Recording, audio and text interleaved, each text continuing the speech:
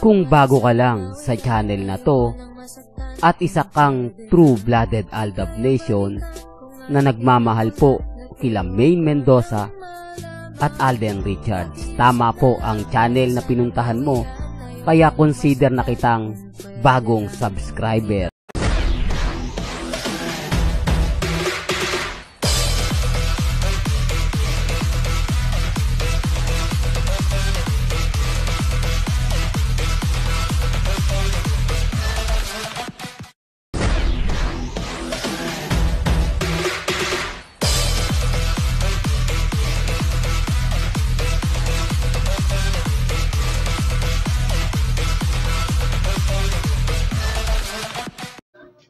Welcome back mga ka-Aldab. Ito na naman po ang inyong lingkod, si Mr. Destiny, at magbibigay na naman tayo ng pinakamagandang update po ngayon sa social media.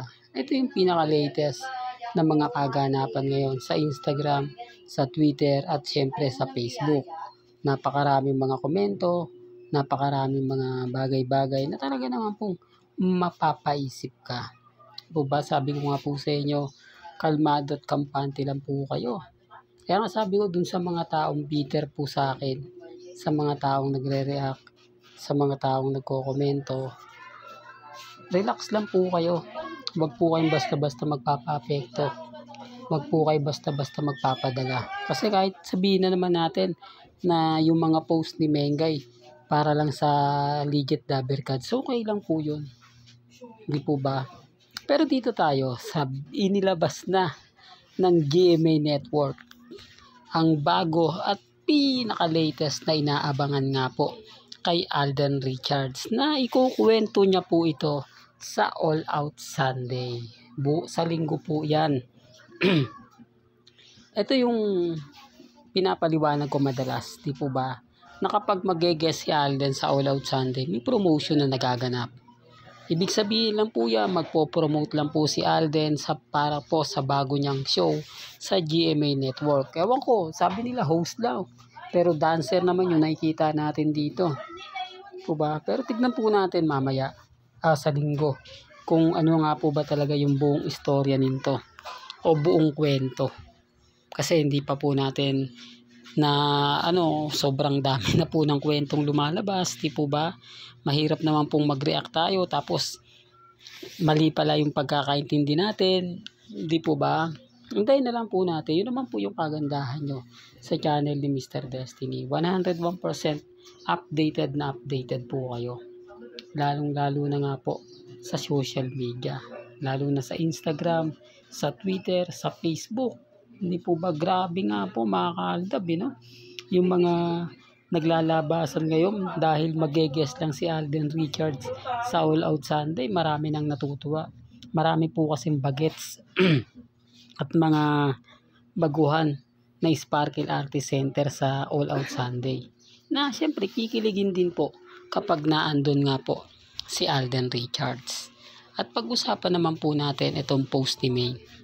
Simple lang po yung update ni Maine, pero marami nagsasabi na hindi, para lang yan sa Joe Mapaw, di po ba? Pero parang pagpaparamdam na nga po ito na relax lang po kayo, kalmado lang po kayo, kampante lang po kayo. Dahil darating po yung tipo na hinihintay po natin.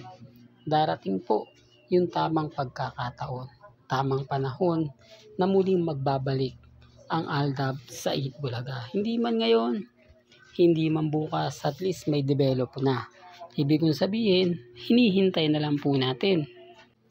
Taliwas po ngayon sa mga sasabihin nila.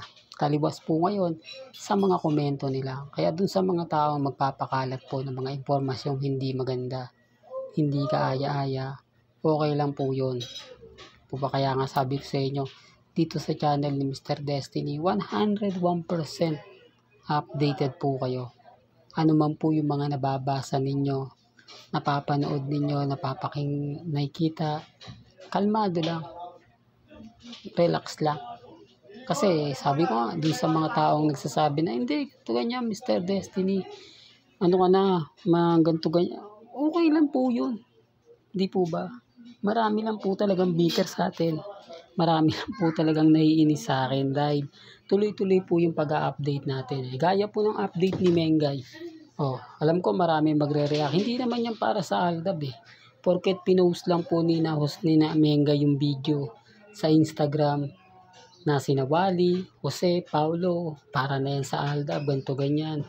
Di po ba? So, halos kasabay din ng post ni Alden Richards yun eh. Yung post ni Maine sa Instagram. Pansin niyo po ba? Hindi yan nagkakataon lang. Lagi kong sinasabi na madalas pong mangyari na kapag nag-post si Alden Richards, gumaganti ng post si Mengay. Hindi man po para kay kumbaga connected, pero makapansin nyo, hindi siya nag-post na nasa Korea siya. Hindi siya nag-post na kumakain sila. Imposible naman po na pupunta kayo ng South Korea, hindi kayo kakain sa labas. Hindi kayo mag-dinner, hindi kayo magla-lunch, o hindi kayo magbe-breakfast. Yan yung mga tanong sa mga website na dapat meron ng ipapakita para makumbinsi nga po daw ang ilang Aldab Nation. Paano mo nga naman makukumbinsi yung iba kung wala naman talagang pinapakita? Paano mo nga masasabing tama kung wala naman po? Sabi ko sa inyo mga ka-Aldab, relax lang, di po ba? Alam mo, nasa atin pa rin po yung presensya ng Aldab. Nasa atin pa rin po ang tagumpay. Kahit sabihin nila na mas maraming kumukontra, wala po yan. Wala naman po yan lakas. Mahina po yan. Kasi tayo naman po talaga yung tinutulungan dito ni Maine. Nasa atin pa rin po yung presensya ni Mrs. Paul Carson. Masakit nga pong tanggapin sa mga Armain, sa mga Alden fanatics, di po ba? Pero yan po yung totoo eh.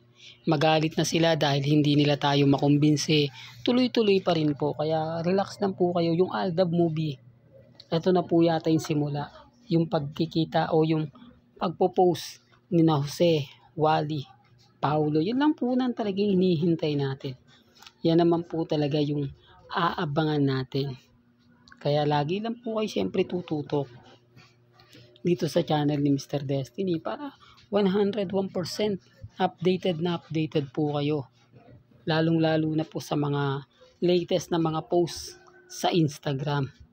Yan naman po yung kagandahan nyo sa channel ni Mr. Destiny. Hindi po kayo mahuhuli. Hanggang dito na lang po ang ating latest updates. Kaya kung gusto niyo pa po ng pinaka-latest at sariwang update, abay tumutok lang po kayo dito po sa channel ni Mr. Destiny para updated po kayo sa mga bago at sa mga latest na i-upload po natin maya-maya lang. Hanggang sa muli, salamat po sa panonood at pakikinig.